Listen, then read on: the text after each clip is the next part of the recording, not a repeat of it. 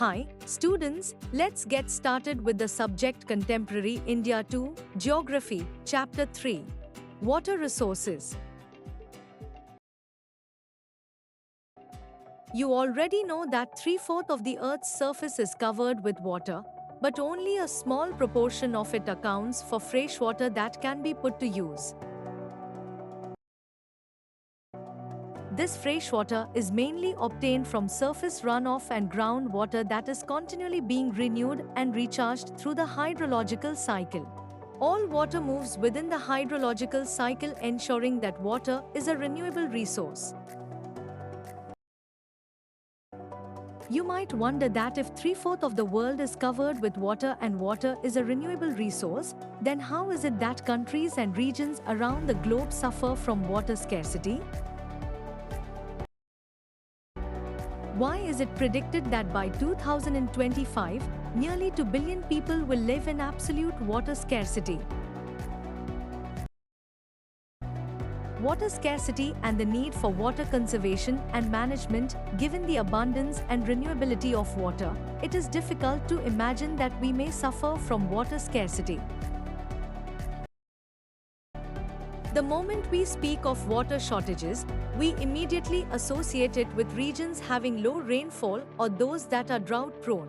We instantaneously visualize the deserts of Rajasthan and women balancing many matkas, earthen pots, used for collecting and storing water and traveling long distances to get water. True, the availability of water resources varies over space and time, mainly due to the variations in seasonal and annual precipitation, but water scarcity in most cases is caused by overexploitation, excessive use, and unequal access to water among different social groups. Where is then water scarcity likely to occur? As you have read in the hydrological cycle, fresh water can be obtained directly from precipitation, surface runoff, and groundwater. Is it possible that an area or region may have ample water resources but is still facing water scarcity? Many of our cities are such examples. Thus, water scarcity may be an outcome of large and growing population and consequent greater demands for water and unequal access to it. A large population requires more water not only for domestic use but also to produce more food. Hence, to facilitate higher food grain production, water resources are being overexploited to expand irrigated areas for dry season agriculture. Irrigated agriculture is the largest consumer of water. Now it is needed to revolutionize the agriculture through developing drought-resistant crops and dry farming techniques. You may have seen in many television advertisements that most farmers have their own wells and tube wells in their farms for irrigation to increase their produce. But have you ever wondered what this could result in? That it may lead to falling groundwater levels, adversely affecting water availability and food security of the people. Water everywhere, not a drop to drink. After a heavy downpour, a boy collects drinking water in Kolkata. Life in the city and its adjacent districts was paralyzed as incessant overnight rain, meaning a record 180 millimeters, flooded vast area and disrupted traffic. A Kashmiri earthquake survivor carries water in the snow in a devastated village. Post-independent India witnessed intensive industrialization and urbanization, creating vast opportunities for us. Today, large industrial houses are as commonplace as the industrial units of many MNCs, multinational corporations.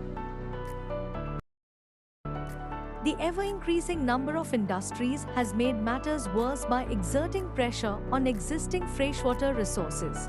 Industries, apart from being heavy users of water, also require power to run them.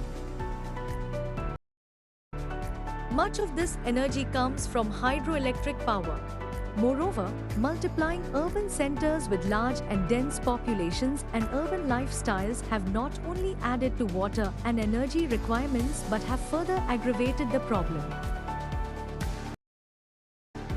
If you look into the housing societies or colonies in the cities, you would find that most of these have their own groundwater pumping devices to meet their water needs. Not surprisingly, we find that fragile water resources are being overexploited and have caused their depletion in several of these cities. Do you know, Atal Bhujal Yojana, Atal Jal, is being implemented in 80 to 20 water-stressed gram panchayats of 229 administrative blocks talukas in 80 districts of 7 states, viz.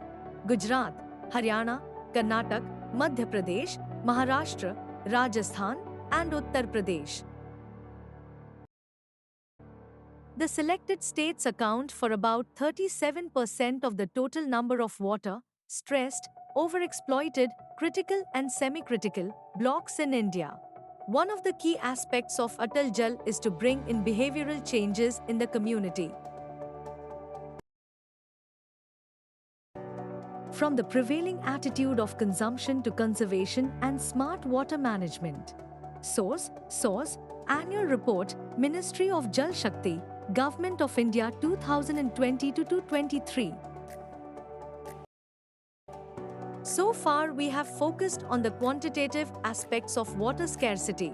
Now, let us consider another situation where water is sufficiently available to meet the needs of the people, but the area still suffers from water scarcity.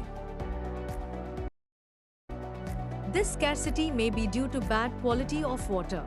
Lately, there has been a growing concern that even if there is ample water to meet the needs of the people, much of it may be polluted by domestic and industrial wastes, chemicals, pesticides and fertilizers used in agriculture, thus making it hazardous for human use. Government of India has accorded highest priority to improve the quality of life and enhance ease of living of people, especially those living in rural areas, by announcing the Jal Jeevan Mission, JJM. The goal of JJM is to enable every rural household get assured supply of potable piped water at a service level of 55 liters per capita per day regularly on long-term basis by ensuring functionality of the tap water connections. Source: Economic Survey 2020-21, p.357. You may have already realized that the need of the hour is to conserve and manage our water resources, to safeguard ourselves from health hazards, to ensure food security, continuation of our livelihoods and productive activities, and also to prevent degradation of our natural ecosystems. Overexploitation and mismanagement of water resources will impoverish this resource and cause ecological crises that may have profound impact on our lives. Activity: from your everyday experiences, write a short proposal on how you can conserve water. Multi-purpose river projects and integrated water resources management, but how do we conserve and manage water? Archaeological and historical records show that from ancient times we have been constructing sophisticated hydraulic structures like dams built of stone rubble, reservoirs or lakes, embankments and canals for irrigation. Not surprisingly, we have continued this tradition in modern India by building dams in most of our river basins. Hydraulic structures in ancient India, times in the 1st century BC, Sringaverpura near Allahabad had sophisticated water harvesting system channeling the flood water of the river Ganga. During the time of Chandragupta Maurya, dams, lakes and irrigation systems were extensively built. Times evidences of sophisticated irrigation works have also been found in Kalinga, Odisha, Nagarjunkonda, Andhra Pradesh, Benur, Karnataka, Kolhapur, Maharashtra, etc. 11th century, Bhopal Lake, one of the largest artificial lakes of its time, was built. Times in the 14th century, the Tank and Horse Khas, Delhi was constructed by Iltutmish for supplying water to Siri fort area. Source, Dying Wisdom, CSE, 1997. 3.2 Hirakud Dam. What are dams and how do they help us in conserving and managing water? Dams were traditionally built to impound rivers and rainwater that could be used later to irrigate agricultural fields. Today, dams are built not just for irrigation but for electricity generation, water supply for domestic and industrial uses, flood control, recreation, inland navigation, and fish breeding. Hence, dams are now referred to as multi-purpose projects where the many uses of the impounded water are integrated with one another. For example, in the Sutlej River basin, the Bhakra Nangal project water is being used both for hydel power production and irrigation. Similarly, the Hirakud project in the Mahandi basin integrates conservation of water with flood control. Multi-purpose projects, launched after independence with their integrated water resources management approach, were thought of as the vehicle that would lead the nation to development and progress, overcoming the handicap of its colonial past. Jawaharlal Nehru proudly proclaimed the dams as the temples of modern India, the reason being that it would integrate development of agriculture and the village economy with rapid industrialization and growth of the urban economy. A dam is a barrier across flowing water that obstructs, directs or retards the flow, often creating a reservoir, lake or impoundment. Dam refers to the reservoir rather than the structure. Most dams have a section called a spillway or weir over which or through which it is intended that water will flow either intermittently or continuously. Dams are classified according to structure, intended purpose or height. Based on structure and the materials used, dams are classified as timber dams, embankment dams or masonry dams, with several subtypes. According to the height, dams can be categorized as large dams and major dams or alternatively as low dams, medium-height dams and high dams. We have sown the crops in Asar, we will bring Bhadu in Bhadra. Floods have swollen the Damodar, the sailing boats cannot sail off. Damodar, we fall at your feet, reduce the floods a little, Bhadu will come a year later. Let the boats sail on your surface. This popular Bhadu song in the Damodar Valley region narrates the troubles faced by people owing to the flooding of Damodar River, known as the River of Sorrow.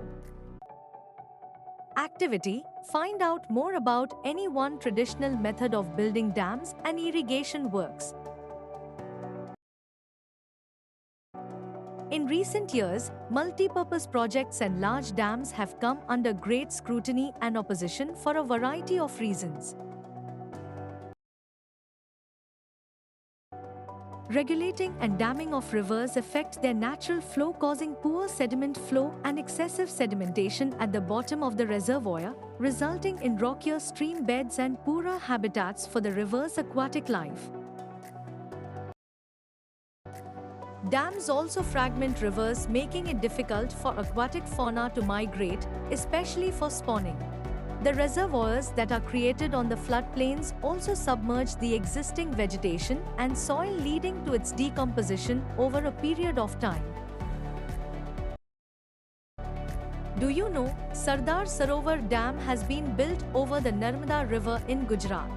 This is one of the largest water resource projects of India, covering 4 states: Maharashtra, Madhya Pradesh, Gujarat and Rajasthan. The Sardar Sarovar project would meet the requirement of water in drought-prone and desert areas. Sardar Sarovar project will provide irrigation facilities to 18.45 lakh hectare of land, covering 3112 villages in 15 districts of Gujarat. It will also irrigate to 46,000 hectares of land in the strategic desert districts of Burma and Jalore in Rajasthan and 37,500 hectares in the tribal hilly tract of Maharashtra through lift. About 75% of the command area in Gujarat is drought-prone, while entire command in Rajasthan is drought-prone. Assured water supply will soon make this area drought-proof. Source: Sardar Sarovar Narmada Nigam Ltd. https://www.sardarsarovardam.org/. Ironically, the dams that were constructed to control floods have triggered floods due to sedimentation in the reservoir. Moreover, the big dams have mostly been unsuccessful in controlling floods at the time of excessive rainfall. Activity: collect information about floods occurred in different parts of the country due to heavy rainfall in recent times.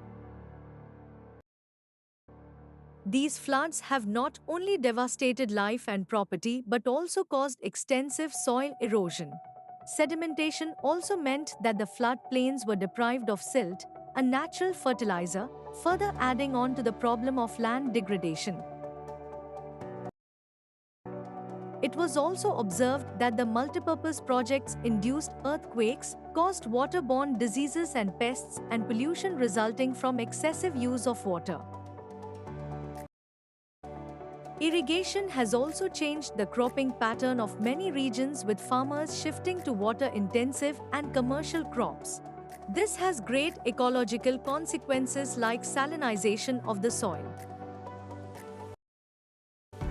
Pradhan Mantri Krishi Sinchai Yojana has been started, which ensures access to some means to protective irrigation for all agricultural farms in the country, thus bringing much desired rural prosperity.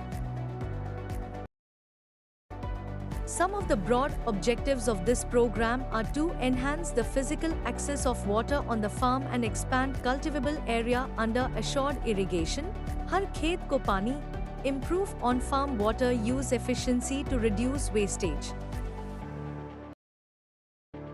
and increase availability both in duration and extent, irrigation and other water-saving technologies, per drop more crop, and introduce sustainable water conservation practices, etc. Do you know that the Krishna Godavari dispute is due to the objections raised by Karnataka and Andhra Pradesh governments? It is regarding the diversion of more water at Koyna by the Maharashtra government for a multipurpose project. This would reduce downstream flow in their states with adverse consequences for agriculture and industry. Activity: make a list of interstate water disputes. India, major rivers and dams. Rainwater harvesting. Many thought that given the disadvantages and rising resistance against the multipurpose projects, water harvesting system was a viable alternative, both socio-economically and environmentally. In ancient India, along with the sophisticated hydraulic structures, there existed an extraordinary tradition of water harvesting system. People had in-depth knowledge of rainfall regimes and soil types and developed wide-ranging techniques to harvest rainwater, groundwater, river water and flood water in keeping with the local ecological conditions and their water needs. In hill and mountainous regions, people built diversion channels like the Guls or Kuls of the western Himalayas for agriculture.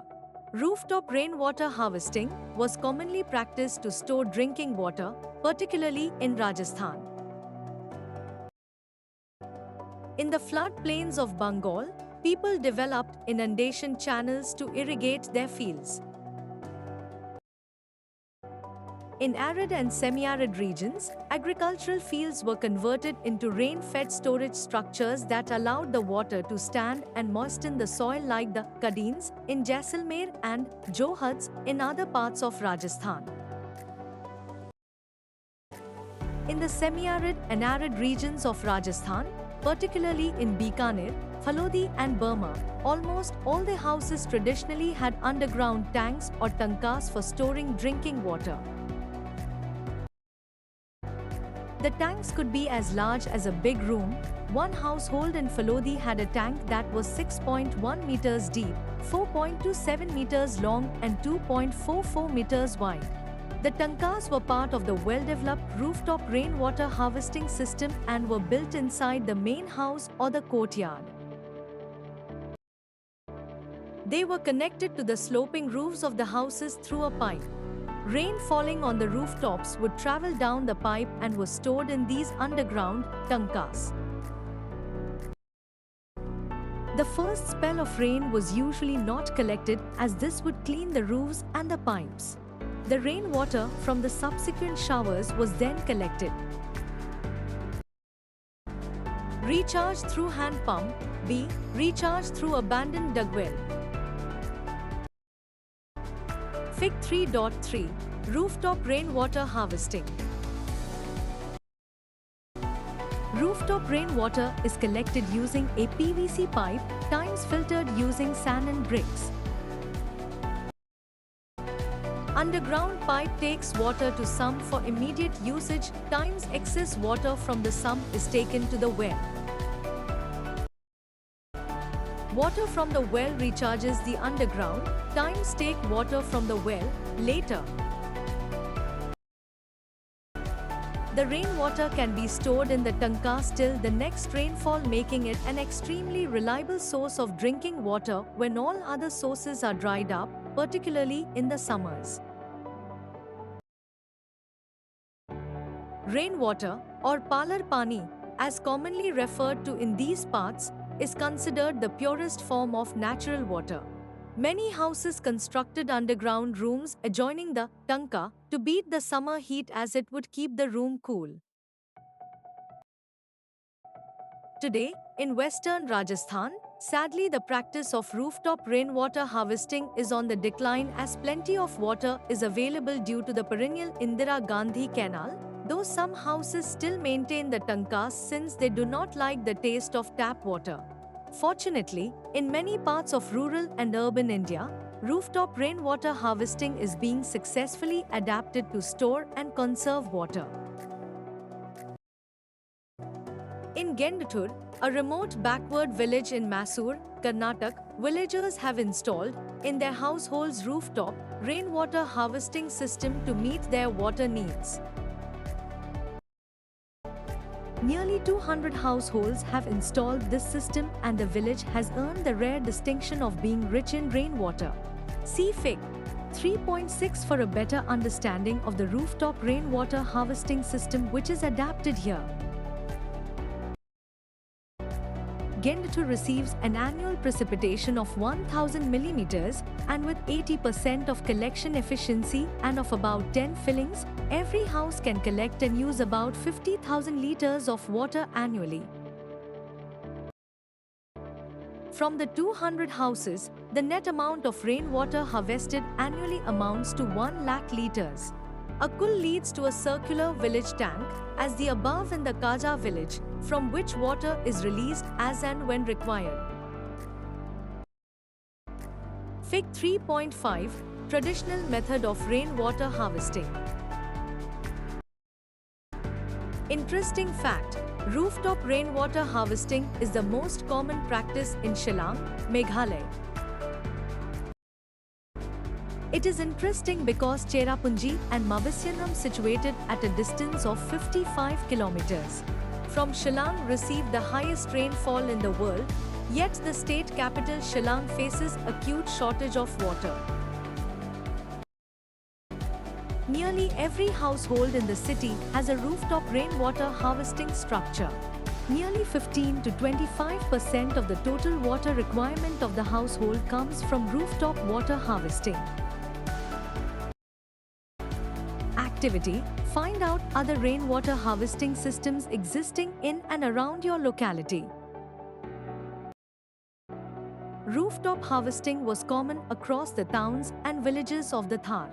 Rainwater that falls on the sloping roofs of houses is taken through a pipe into an underground tanka, circular holes in the ground. Built in the main house or in the courtyard. The picture above shows water being taken from a neighbor's roof through a long pipe. Here the neighbor's rooftop has been used for collection of rainwater. The picture shows a hole through which rainwater flows down into an underground tanka. Interesting fact: Tamil Nadu is the first state in India which has made rooftop rainwater harvesting structure compulsory to all the houses across the state. There are legal provisions to punish the defaulters. Bamboo drip irrigation system in Meghalaya, a 200-year-old system of tapping stream and spring water by using bamboo pipes, is prevalent. About 18 to 20 liters of water enters the bamboo pipe system, gets transported over hundreds of meters, and finally reduces to 20 to 80 drops per minute at the site of the plant. Picture 1. Bamboo pipes are used to divert perennial springs on the hilltops to the lower reaches by gravity. Picture 2 and 3.